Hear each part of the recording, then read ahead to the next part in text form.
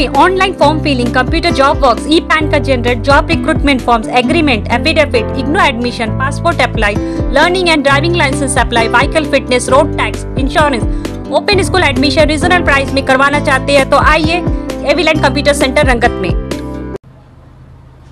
नमस्कार दर्शकों, दिनांक 13 जनवरी 2024 को अंडमान और निकोबार द्वीप समूह के उपराज्यपाल श्री डी.के. जोशी जी रंगत के दौरा किए। वो रंगत के अटल बिहारी वाजपेयी सभागार में लगभग सुबह के 11 बजे पहुंचे, जहां उनके स्वागत के लिए आलीशान इंतजाम किया गया था। उनके स्वागत के लिए उत्तर और मध्य अंडमान के डीसी, उत्तर और मध्य अंडमान के एसपी, एसी रंगत, डीएसपी मध्य अंडमान, अध्यक्ष उत्तर और मध्य अंडमान, डीएफओ मध्य अंडमान और अन्य अधिकारी उपस्थित थे। और साथ में मेहमान के रूप में उपराज्यपाल जी के साथ पोर्ट ब्लेयर से कुछ वरिष्ठ अधिकारी आए हुए थे। सबसे पहले उपराज्यपाल श्री डी.के. जोशी जी ने सभागार में बने हुए स्टॉल का मुआयना किए, फिर दीप प्रज्वलित करके कार्यक्रम का शुरुआत करें। उसके बाद उत्तर और मध्य अंडमान के डीसी श्री अंकित यादव जी स्वागत भाषण दिए। फिर मंच पर विकसित भारत के बारे में एक चलचित्र प्रस्तुत किया गया। उसके बाद स्कूल के कुछ छात्रों ने देशभक्ति भरा रंगारंग कार्यक्रम प्रस्तुत किए। रंगत के आंगनबाड़ी वर्कर्स ने भी एक प्ले प्रस्तुत किए। फिर उपराज्यपाल श्री डी.के. जोशी जी ने अपने भाषण में विकसित भारत के बारे में लोगों को बताए और साथ में उत्तर और मध्य अंडमान में भविष्य में कितने इंफ्रास्ट्रक्चर बनने वाला है उसके बारे में बताए। साथ में उत्तर और मध्य अंडमान में क्या क्या विकास भविष्य में होने वाला है उसके बारे में लोगों को अवगत कराए। वहां क्या क्या हुआ आगे के वीडियो में देखिए।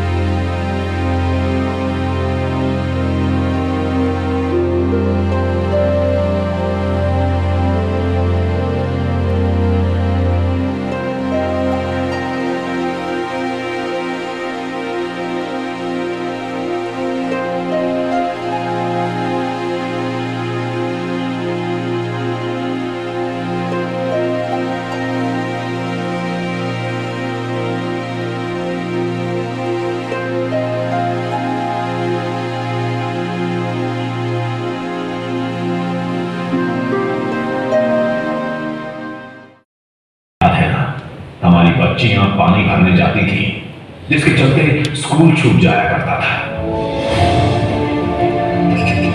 पर अब घरों में नल और बेटियां हैं स्कूल में, क्योंकि संकल्प था घर घर जल पहुंचाने का।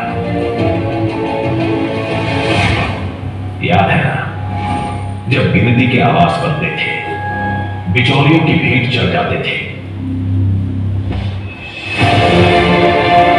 और अब आजादी के बाद सबसे अधिक घर बने हैं, वो भी सारी सुविधाओं से युक्त, क्योंकि संकल्प था सबके लिए निष्पक्ष सुविधा। वो अब मुमकिन है। आज भारत के गांव-गांव में डिजिटल क्रांति ने तेज रफ्तार पकड़ ली है, जिनसे ग्रामीण अर्थव्यवस्था नई ऊंचाई हासिल करने वाली ये यात्रा चल रही है अनवरत। क्योंकि विकसित भारत के सबसे बड़े लक्ष्य तक जो पहुंचना है, और 2047 का जब तिरंगा झंडा फहरेगा तो विश्व एक विकसित भारत का गुणगान करता। ये हमारा सिर्फ सपना नहीं है, ये हमारा संकल्प है। और इस संकल्प को पूरा करने के लिए देश का एक एक नागरिक कटिबद्ध है। भारत का सपना मैं अपना लिखने वाला हूँ।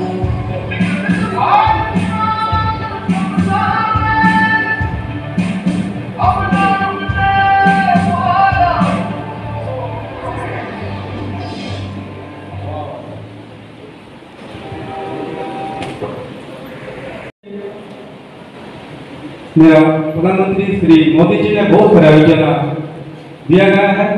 उनमें से एक पीएम के जो साल में 6,000 धनराशि मुझे मिलता है, उनमें से मैं खाद बीज खरीदता हूँ। और किसानों के लिए हमारा agriculture department, veterinary department, fishery department समय समय पर जाके हमें जानकारी भी देते हैं और इसमें हमारा पैदावार भी अच्छा होता है। की निवासी हूँ। मैं एक एसएचजी से जुड़ी हुई हूँ जो एनआरएलएम से जुड़ा हुआ है, या एनआरएलएम के द्वारा मैं एक लाभार्थी हूँ। मैं पहले तो एक साधारण सी महिला थी, मगर इस ग्रुप में जुड़ने के बाद मेरे अंदर एक कॉन्फिडेंस आया कि मैं कुछ कर सकती हूँ। इसलिए मैंने एनजीओ की मदद से कैंडल बनाने का ट्रेनिंग ली और फिर कैंडल बना रही हूँ, जिससे मेरी आर्थिक स्थिति में बहुत ही सुधार हुआ है। इसलिए मैं सरकार को बहुत बहुत धन्यवाद देती हूँ कि उन्होंने मुझे आत्मनिर्भर बनाया और समाज में एक पहचान दी है। धन्यवाद। नमस्कार, मेरा नाम वेंकट लक्ष्मी है। मेरा बच्चा अर्बन वेजिटेबल मार्केट आंगनबाड़ी का लाभार्थी है। 8 मार्च 2018 को पोषण अभियान की शुरुआत हुई और जब से यह अभियान की शुरुआत हुई हमें आंगनबाड़ी द्वारा बहुत सारी जानकारी प्राप्त हुई। मैं खुद गर्भावस्था से इस आंगनबाड़ी की लाभार्थी रही हूँ और अब मेरा बच्चा यहाँ का लाभार्थी है। नमस्कार, मेरा नाम रोशनी कुमारी है। मैं जशरतपुर गांव की रहने वाली हूँ। मैं प्रधानमंत्री उज्ज्वला योजना की लाभार्थी हूँ।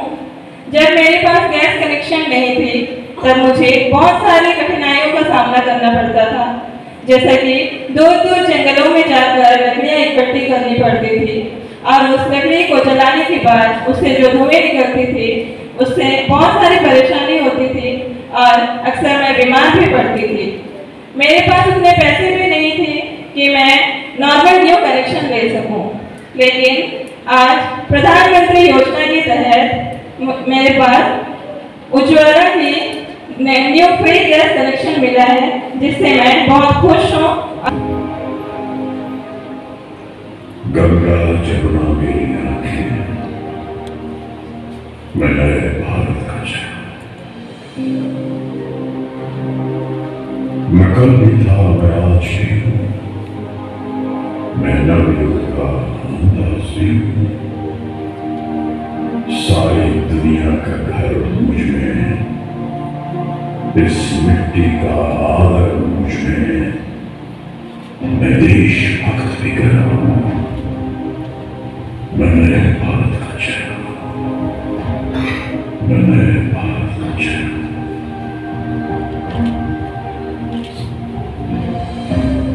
मैं बेटी की मुस्कान में हूँ, मैं नारी के सम्मान में हूँ।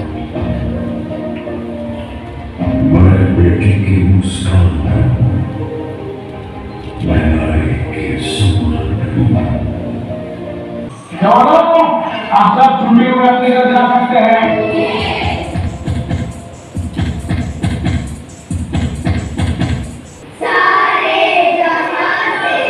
पढ़ते हुए बच्चे कितने अच्छे हैं और क्यों लगता जब भी पढ़ेंगे तभी तो देश आगे बढ़ेगा।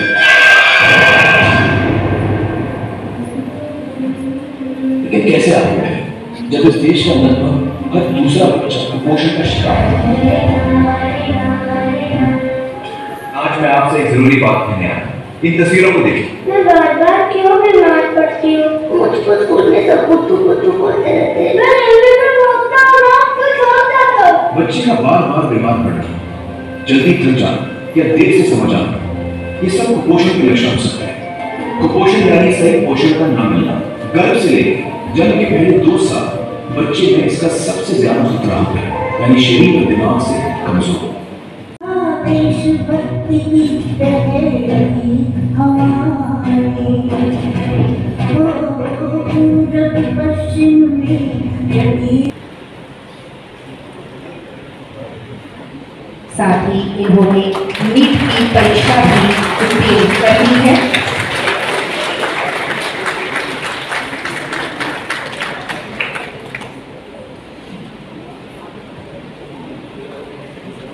अब मैं बुलाना चाहूंगी सफाई कर्मचारी जो कि श्रेष्ठ हैं यहाँ सभी सफाई कर्मचारियों में से, जिनका नाम है अंजुला सिद्दीकी जी। इन्होंने स्वच्छ भारत के मिशन को साकार करने में अपनी भूमिका बखूबी निभाई है। अगला सम्मान सर्वश्रेष्ठ एसएचजी मेंबर, जिसके हकदार हैं श्रीमती गांगी कुजूर।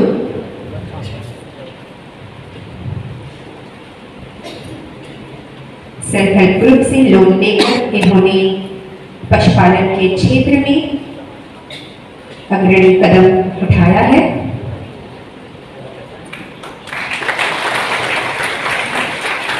अगला सम्मान हरिपदा खेती रंगत आंगनवाड़ी केंद्र को जाता है, जो कि सर्वश्रेष्ठ आंगनवाड़ी केंद्र है। इस सम्मान को ग्रहण करने आ रही है आंगनवाड़ी कार्यकर्ता व सहायिका।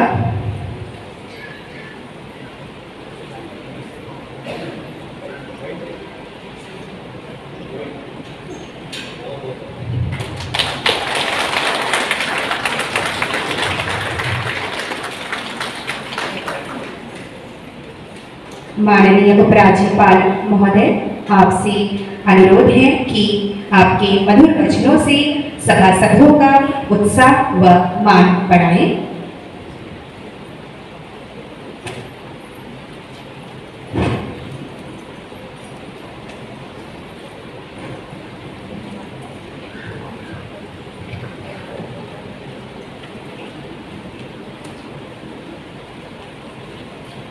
अध्यक्ष जिला परिषद और मिडिल अंडमान, जिलाधीश, सुप्रिंटेंडेंट ऑफ पुलिस, वह जनप्रतिनिधिगण जिनका सहयोग प्रशासन को प्राप्त है, प्रशासन के अधिकारीगण, उपस्थित देवी और सज्जनों, आज की इस गोष्ठी के केंद्रीय बिंदु विकसित भारत पर कुछ कहने से पहले सर्वप्रथम मैं उन सभी स्कूली बच्चों का जिन्होंने अभी हम सबके समक्ष एक बहुत ही सुंदर सांस्कृतिक कार्यक्रम हमको दिखाया, उन सबको बधाई देना चाहूँगा और उनको बहुत बहुत धन्यवाद देना चाहूँगा।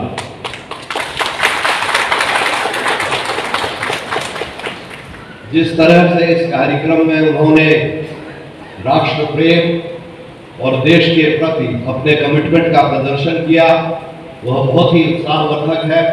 और मैं कहना चाहूँगा कि इसके लिए ये साफ झलकता है कि कितनी उन्होंने मेहनत करी होगी, कितने रिहर्सल करे होंगे, और जो सेंटिमेंट्स और जो भावना उनके देशभक्ति वाली भावना उनके प्रदर्शन में हमें दिखाई दी।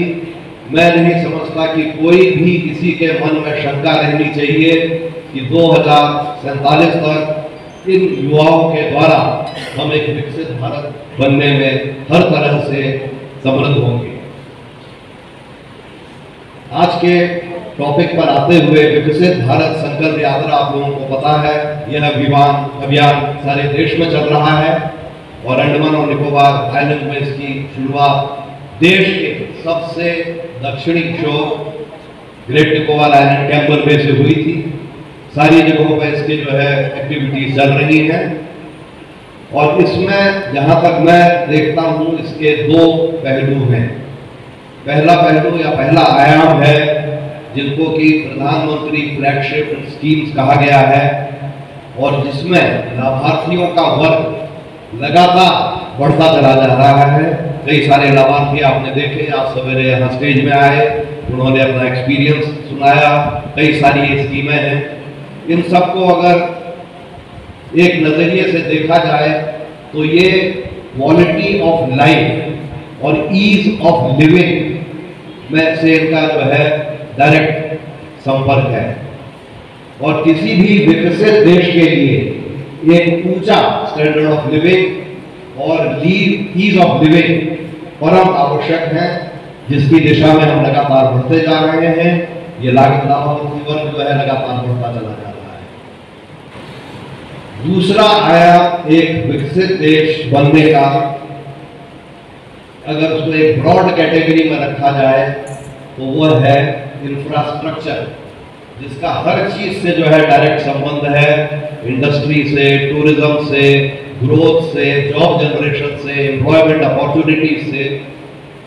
और वह एक क्षेत्र है जहां की मैं समझता हूं शुरू के 5-6 दशकों में अंडमान निकोबार द्वीप समूह में ज्यादा प्रगति नहीं हो पाई थी, लेकिन यह जो है सिचुएशन पिछले 7-8-10 सालों में तेजी से बदल रही है और मैं आप लोगों के समक्ष सारे अंडमान और निकोबार द्वीप समूह का तो नहीं, लेकिन नॉर्थ और मिडिल अंडमान से संबंधित इंफ्रास्ट्रक्चर प्रोजेक्ट्स का वर्णन करना चाहूंगा, जिनके लाभार्थी यहाँ के द्वीपवासी डायरेक्टली भी होंगे और इनडायरेक्टली भी होंगे।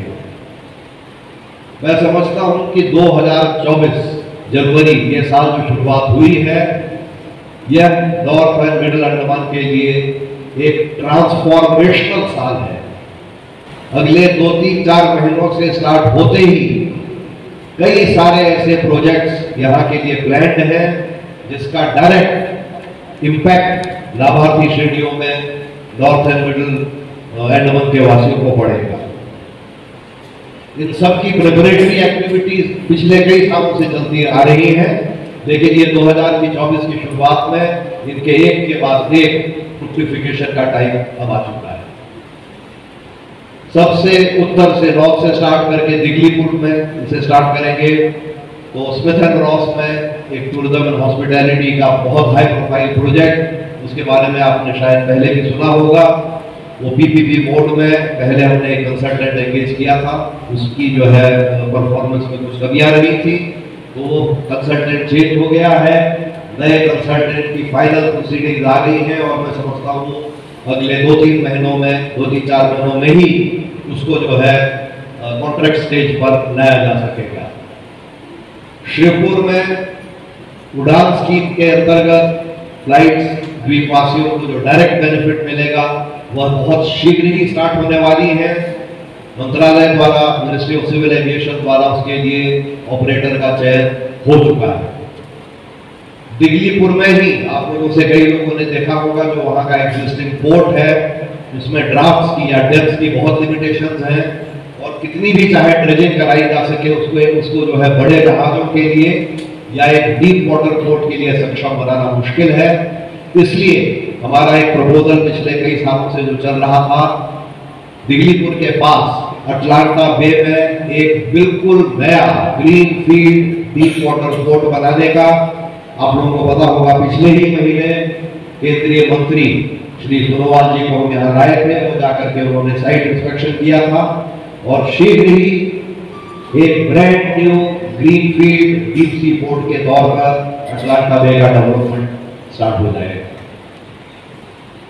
शिवपुर में उड़ान स्कीम के बारे में तो मैं आपको बता ही चुका हूँ। शिवपुर का रनवे जो कि नेवी के पास है, वो अभी तक आपको पता है 1 किलोमीटर लेंथ का रनवे था, और उसमें किस तरह के जो है एयरक्राफ्ट ऑपरेट कर सकते हैं उसमें बहुत लिमिटेशन था। उस रनवे को 3 किलोमीटर बढ़ाया जा रहा है, मतलब टोटल उसकी लंबाई 3 किलोमीटर हो जाएगी, जिसके लिए लैंड अलॉटमेंट वगैरह के सारे काम पूरे हो चुके हैं। नेवी ने वो कॉन्ट्रैक्ट स्टार्ट करना है, और एक बार वो रनवे 3 किलोमीटर हो गया तो दुनिया का कोई भी एयरक्राफ्ट वहां दिन और रात ऑपरेट कर सकेगा। यह बहुत जल्दी ही संभव होने वाला है, जिसका डायरेक्ट बेनिफिट जो है नॉर्थ मिडिल के द्वीपवासियों को मिलेगा। थोड़ा सा उसके फिर दक्षिण में आते हुए माया बंदर के पास आपको पता है एविस द्वीप में भी हमारा टूरिज्म और हॉस्पिटैलिटी का प्रोजेक्ट चल रहा है। तो ये तीनों स्मिथ एंड क्रॉस, एविस और लॉन्ग आइलैंड, जिसकी मैं अभी बात करूंगा, ये तीनों एक बास्केट में है, जहां हमने एक नया कंसल्टेंट अपॉइंट किया था, जिसकी फाइनल रिपोर्ट्स वगैरह आ गई हैं। और इन तीनों लोकेशंस का अगले 2-3 महीनों में मैं समझता हूँ इनको हम कॉन्ट्रैक्ट स्टेज पे ले आएंगे। लॉन्ग आइलैंड में पूरे अंडमान और निकोबार द्वीप समूह का आज की डेट में सबसे बड़ा टूरिज्म और हॉस्पिटैलिटी प्रोजेक्ट, जो कि लगभग 42 हेक्टेयर एरिया पे है, वो इन तीनों की श्रेणी में शामिल है। और मैं समझता हूँ अगले 3-4 महीनों में उस प्रोजेक्ट को भी हम टेंडर और कॉन्ट्रैक्ट स्टेज पर ले आएंगे। इसके साथ ही लॉन्ग आइलैंड को चिन्हित किया गया है सी प्लेन ऑपरेशंस के बारे के ऑपरेशंस के लिए, और उसके लिए भी ऑपरेटर का चयन हो चुका है। ग्राउंड सेगमेंट का काम चल रहा है, और बहुत शीघ्र मैं समझता हूँ सी प्लेन ऑपरेशंस आपके पास में ही लॉन्ग आइलैंड से स्टार्ट हो जाएंगे, जिसके डायरेक्ट बेनिफिट्स नॉर्थ और मिडिल अंडमान के द्वीपवासियों को मिलेंगे। ये सारे इंफ्रास्ट्रक्चर के जो इनिशिएटिव्स हैं, ये विकसित भारत के माननीय प्रधानमंत्री जी का जो स्वप्न है, उसके अटेनमेंट के लिए अंडमान और निकोबार द्वीप समूह का कंट्रीब्यूशन है। मैं समझता हूं कि जितना हमारे यहाँ स्कोप है और जितना हमारे यहाँ पोटेंशियल है, उसमें अंडमान और निकोबार द्वीप समूह एक विकसित भारत के सपने को साकार करने में बहुत महत्वपूर्ण रोल प्ले करेगा। इस सबके साथ ही मैं एक बार फिर से आप सबको धन्यवाद देता हूँ। एक बार फिर से सारे स्कूली बच्चों को जिन्होंने यह सुंदर सांस्कृतिक कार्यक्रम का प्रदर्शन किया था, उनको धन्यवाद और बधाई देता हूँ। धन्यवाद और जय हिंद। माननीय एडमिरल टी.के. जोशी सर, उपराज्यपाल अंडमान निकोबार द्वीप समूह एवं उपाध्यक्ष द्वीप विकास संगठन, उत्तर एवं मध्य अंडमान के जिला अध्यक्ष, उपायुक्त, पुलिस अधीक्षक, मध्य अंडमान के प्रभागीय वन अधिकारी, उप पुलिस अधीक्षक, पीआरआई मेंबर्स, सभी विभागों के अधिकारीगण एवं उपस्थित सभी ग्रामवासियों, मैं सहायक आयुक्त मध्य अंडमान आप सबों का तहे दिल से धन्यवाद करती हूँ कि आप इस भारत संकल्प यात्रा में सम्मिलित हुए और इस समारोह को सफल बनाया। इस यात्रा का उद्देश्य भी संपूर्ण भारत में चल रही योजनाओं को देश के कोने कोने में लाभार्थियों तक पहुंचाने की पहल है। अतः मैं विशेष धन्यवाद हमारे बीच पधारे उपराज्यपाल महोदय जी को देती हूँ, जिन्होंने अपना बहुमूल्य समय निकालकर इस संकल्प यात्रा में सहभागी हुए और कार्यक्रम की शोभा बढ़ाई। साथ ही साथ मैं जिला परिषद अध्यक्ष, उपायुक्त, पुलिस अधीक्षक, प्रभागीय वन अधिकारी को भी तहे दिल से शुक्रिया अदा करती हूँ। सभी विभागों के अधिकारीगणों के सहयोग के लिए कृतज्ञता एवं आभार प्रकट करती हूँ, जिनके अथक प्रयासों के द्वारा यह कार्यक्रम सफलतापूर्वक संपन्न हुआ। इसके साथ ही विभिन्न योजनाओं के लाभार्थियों, छात्र व छात्राओं की सुंदर प्रस्तुति के लिए भी धन्यवाद ज्ञापन करती हूँ। आशा करती हूँ कि प्रशासन द्वीपवासियों के विकास और समृद्धि के लिए आगे भी इसी तरह का कार्यक्रम आयोजित करेगा और हम सभी एकजुट होकर कंधे से कंधे मिलाकर देश की प्रगति में महत्वपूर्ण योगदान देंगे। मैं पुनः महामहिम उपराज्यपाल महोदय जी एवं उपस्थित सभी जनों का हार्दिक धन्यवाद ज्ञापन करती हूँ। धन्यवाद। जय हिंद।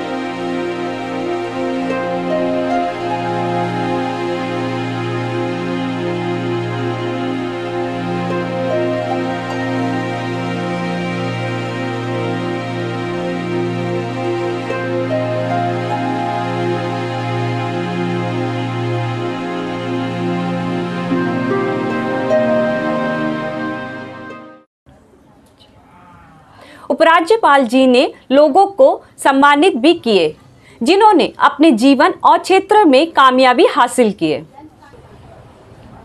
अंत में रंगत के असिस्टेंट कमिश्नर श्रीमती सपना प्रिया जी ने धन्यवाद भाषण के साथ कार्यक्रम को समाप्त किए। उपराज्यपाल श्री डी.के. जोशी जी ने रामपुर ग्राम के टीवी सेंटर के पास बने हुए नए फॉरेस्ट स्टेशन का उद्घाटन भी किया। ये forest station divisional forest office रंगत के अंतर्गत बना है। उद्घाटन के बाद उपराज्यपाल जी आरआरओ गेस्ट हाउस के लिए रवाना हुए। धन्यवाद दर्शकों, संगीता सिंह, एविलैंड मीडिया से।